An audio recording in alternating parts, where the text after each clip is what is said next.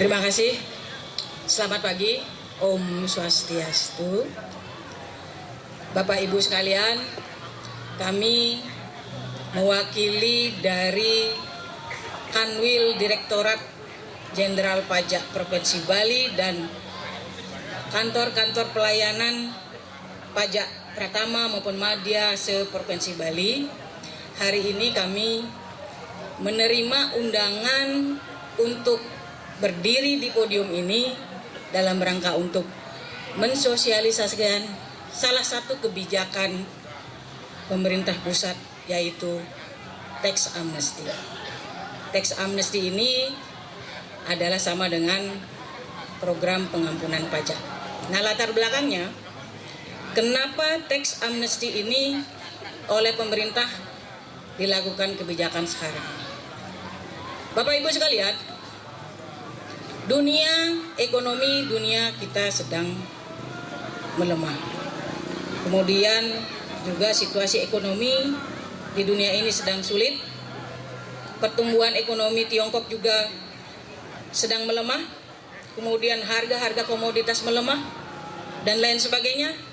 Situasi seperti ini membuat banyak negara dalam posisi pertumbuhan ekonominya yang lagi sulit. Nah, bagaimana dengan Indonesia? Indonesia pun terkena atas kondisi ekonomi dunia yang seperti ini.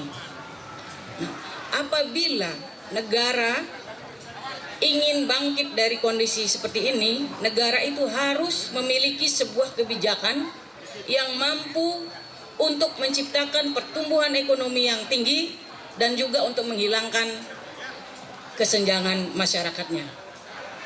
Diharapkan negara itu bisa mencari kebijakan yang bagus untuk mensiasati posisi seperti ini. Bagaimana dengan Indonesia? Indonesia yang kita tahu dari posisi APBN-nya menginginkan ada 3 hal yang ingin dikemukakan di sini. Pertama, bagaimana negara kita berusaha untuk mengentaskan kemiskinan. Yang kedua, bagaimana negara kita Indonesia ini ingin mengurangi kesenjangan. Dan yang ketiga, bagaimana Indonesia berupaya untuk menciptakan lapangan kerja. Nah, untuk mencapai 3 hal ini, Indonesia harus mencari sumber ekonomi baru untuk mendapatkan pertumbuhan ekonomi yang tinggi. Nah, posisi APBN kita usahakan untuk semakin bagus. Salah satu cara yang diambil oleh pemerintah untuk mewujudkan 3 hal tadi dalam rangka untuk meningkatkan pertumbuhan ekonomi Indonesia adalah mengambil kebijakan yang namanya tax amnesty atau pengampunan pajak. Nah, apa dampaknya kalau seandainya tax amnesty ini sudah jalan? Kita akan lihat efek dari tax amnesty ini nanti dalam posisi di APBN. Diharapkan nanti APBN ini posisi penerimaannya akan semakin bertambah baik. Kita juga harapkan dari tax amnesty ini akan ada dan akan diiringi oleh yang namanya repatriasi.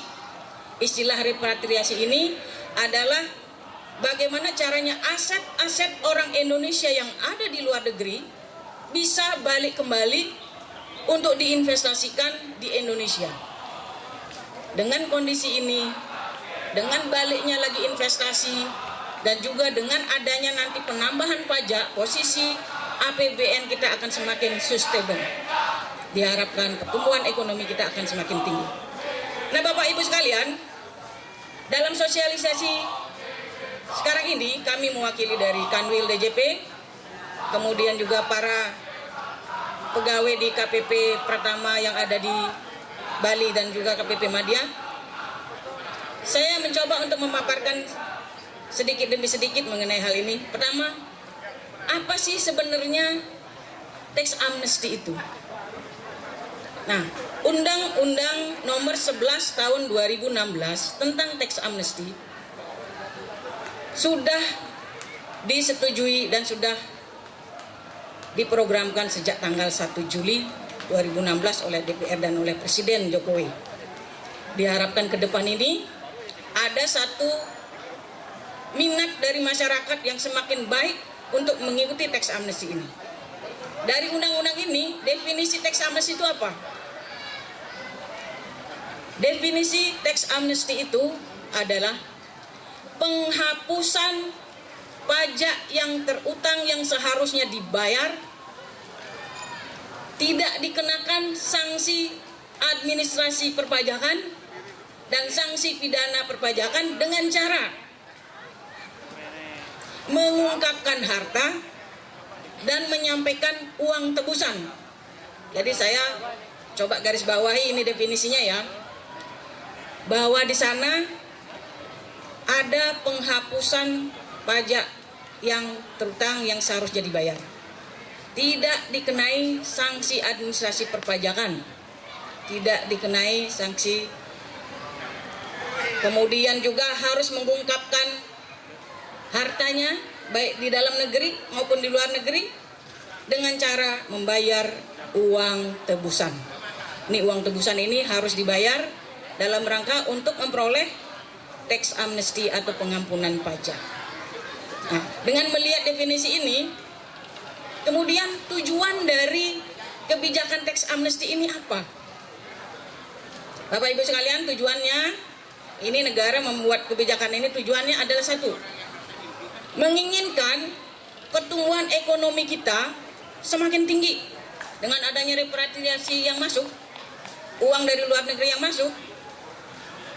Dengan kondisi kalau repatriasi nanti masuk, berarti diharapkan apa? Likuiditas nanti perekonomian kita akan semakin baik. Kemudian mungkin nilai-nilai rupiah kita akan semakin kuat. Suku bunga juga akan semakin kompetitif dan investasi-investasi akan semakin meningkat karena dengan datangnya uang repatriasi dari luar ke dalam negeri. Tujuan yang lain, basis data perpajakan Indonesia akan semakin lengkap. Kita akan punya siapa-siapa sebenarnya orang-orang yang memiliki harta di seluruh Indonesia yang selama ini masih disembunyikan.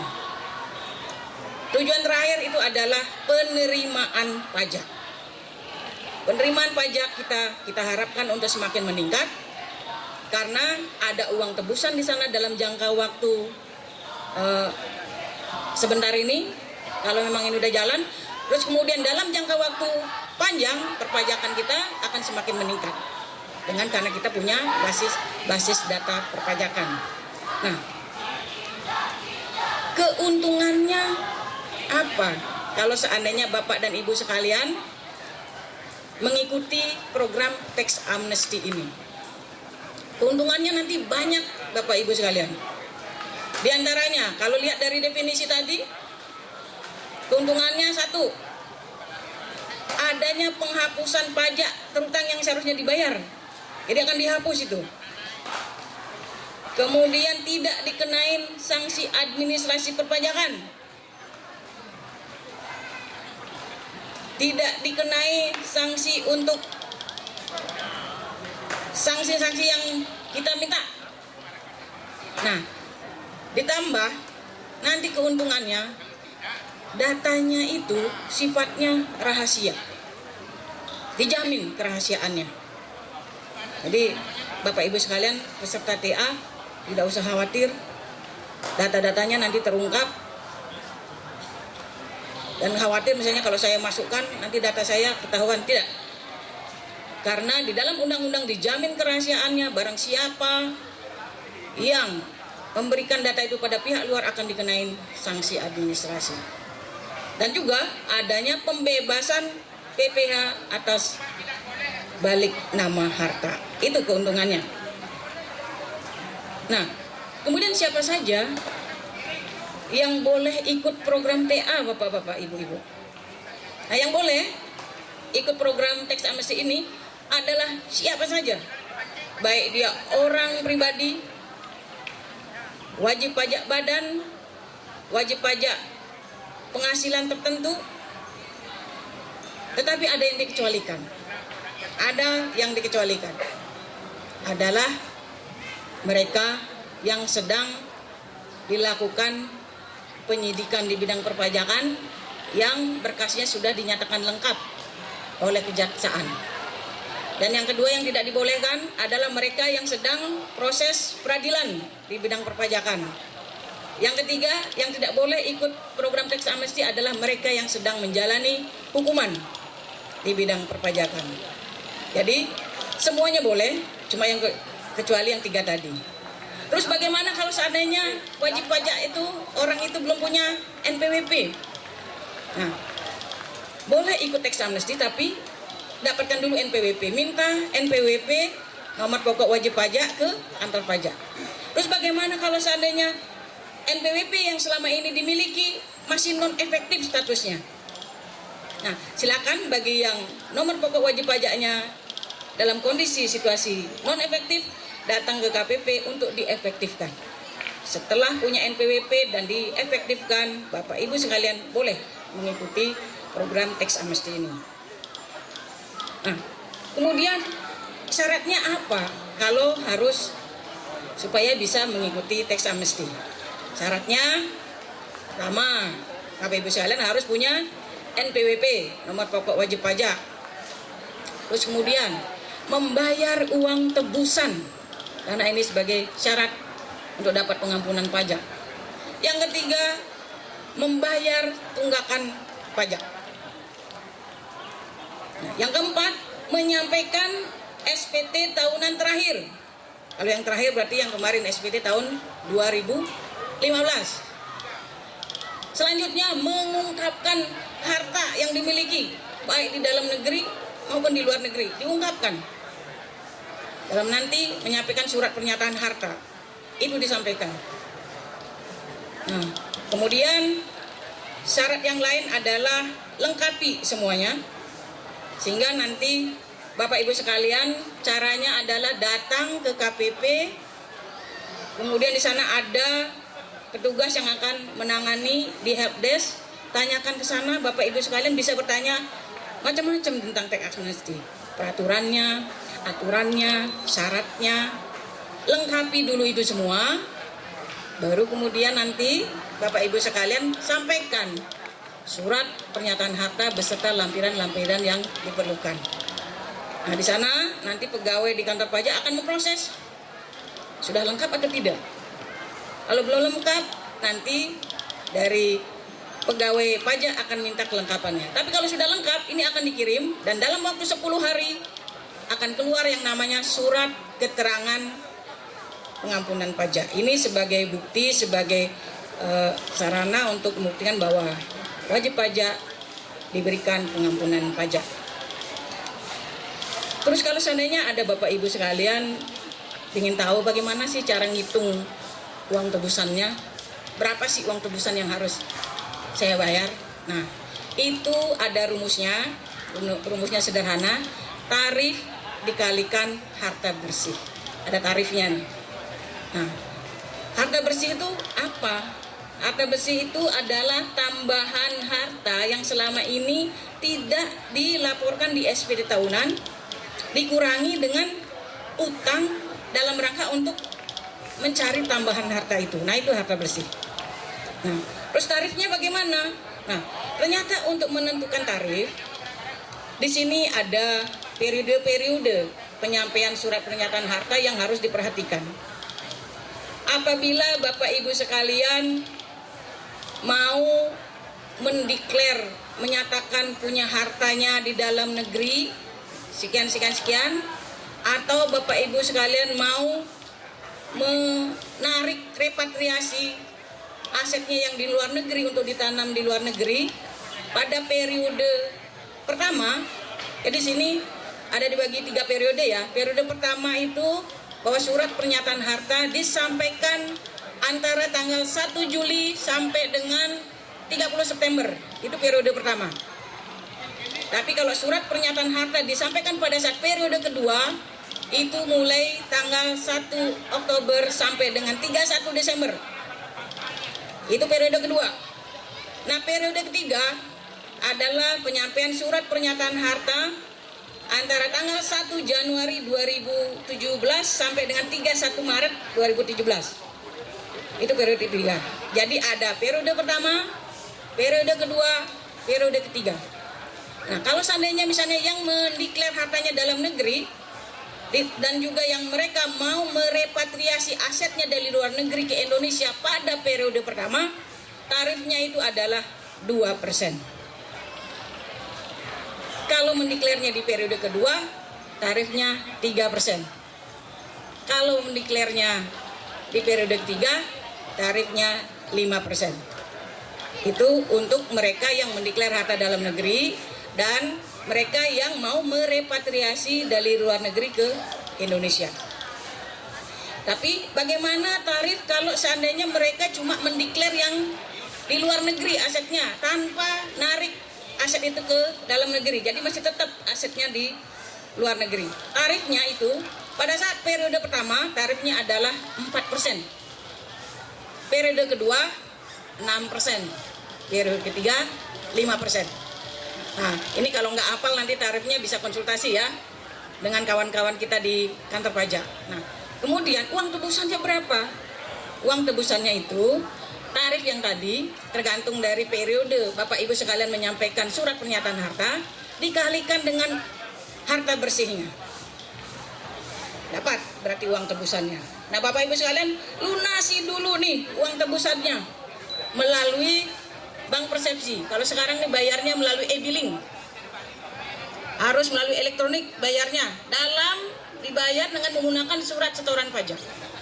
Nanti kalau setelah itu lunas, kemudian Bapak Ibu juga bayar tunggakan pajak, tanya sama di KPP berapa tunggakan pajak Ibu, bayar dulu, baru kemudian nanti lengkapi, sampaikan surat pernyataan harta disertai dengan lampiran-lampiran. Itu ya, untuk syarat ikut TA dan cara ngitung uang tebusan. Batas waktu pengalihan hartanya ke dalam negeri bagi mereka yang punya aset di luar negeri kapan, Bu? Nah, kalau seandainya Bapak Ibu sekalian nanya seperti itu, batasnya pertama declare dulu, tetapi untuk benar-benar dialihkan, kalau penyampaian hartanya dilakukan di periode pertama dan kedua, batas terakhir aset itu sudah harus benar-benar diinvestasikan di Indonesia adalah tanggal 31 Desember 2016. Itu untuk periode 1 dan periode 2. Tapi kalau SPH-nya cuma declare-nya di periode ketiga, batas waktu pengalihan asetnya itu tanggal 31 Maret 2017. Kemudian kalau di Indonesia diinvestasikan dalam wujud apa? Nah, pertama nanti akan ada beberapa bank persepsi yang ditunjuk oleh pemerintah untuk menampung dana itu, kemudian harus diinvestasikan dalam bentuk obligasi, surat berharga negara, kemudian model-model investasi di bank persepsi, dan juga mungkin di sektor real nanti investasinya, dan lain sebagainya. Dan investasi-investasi yang diperbolehkan oleh pemerintah. Juga tidak kalah penting juga ini tarif khusus untuk para UMKM. Jadi wajib pajak dengan penghasilan tertentu. Penghasilan tertentu di sini jumlahnya 4,8 miliar. Kalau wajib pajak, Bapak Ibu sekalian, sebagai UMKM, penghasilannya sampai dengan 4,8 miliar, tarifnya tarif khusus. Begitu UMKM mendeklar hartanya sampai dengan 10 miliar, yang dideklar sampai dengan 10 miliar, tarifnya hanya 0,5% untuk UMKM. Tapi kalau misalnya untuk UMKM mendeklar hartanya lebih dari 10 miliar, tarif yang dikenakan adalah 2%, khusus untuk UMKM. Nah, cara tadi adalah bagaimana memudahkan Bapak Ibu sekalian sebagai wajib pajak kalau mau mengajukan tax amnesty, datang ke KPP. Di sana akan dipandu, di sana akan diberikan cara ngitung, kemudian berkas apa yang harus dilampirkan, nanti akan dituntun. Sampai nanti kemudian 10 hari kalau sudah dinyatakan lengkap, 10 hari kemudian akan dikeluarkan yang namanya surat keterangan pengampunan pajak. Terus berapa kali wajib pajak boleh menyampaikan surat pernyataan harta? Batas maksimal penyampaian surat pernyataan harta adalah 3 kali. 3 kali. Pertama sampaikan, kemudian kalau seandainya masih ada kurang harta yang disampaikan, sampaikan lagi di surat pernyataan harta kedua. Kalau masih ada kurang lagi, sampaikan lagi di surat pernyataan harta yang ketiga. Jadi punya kesempatan 3 kali untuk menyampaikan surat pernyataan harta.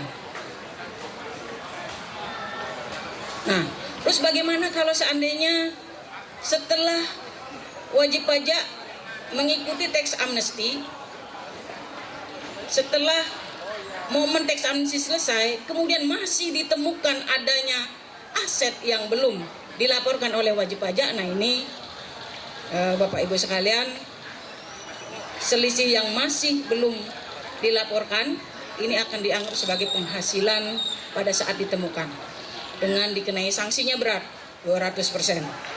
Dan juga bagaimana kalau bagi mereka yang tidak ikut tax amnesty? Bagi yang tidak ikut tax amnesty, kalau diketahui hartanya oleh otoritas pajak, makanya harta itu akan dianggap sebagai penghasilan di tahun dia ditemukan, ditambah dengan sanksi sesuai dengan ketentuan yang berlaku. Bapak Ibu sekalian, demikian sedikit sosialisasi dari kami yang mewakili Kanwil Direktorat Jenderal Pajak Provinsi Bali dan para kawan-kawan di KPP Madya dan KPP Pratama seprovinsi Bali mengenai sosialisasi tax amnesty, dan kami berharap menggugah peran serta dan keinginan dari kawan-kawan semua yang memiliki harta yang belum dilaporkan dalam SPD tahunan. Ayo kita segera untuk melaporkan dengan sebenar-benarnya, karena apa yang kita lakukan dalam rangka tax amnesty ini adalah begitu berguna bagi bangsa dan negara Indonesia.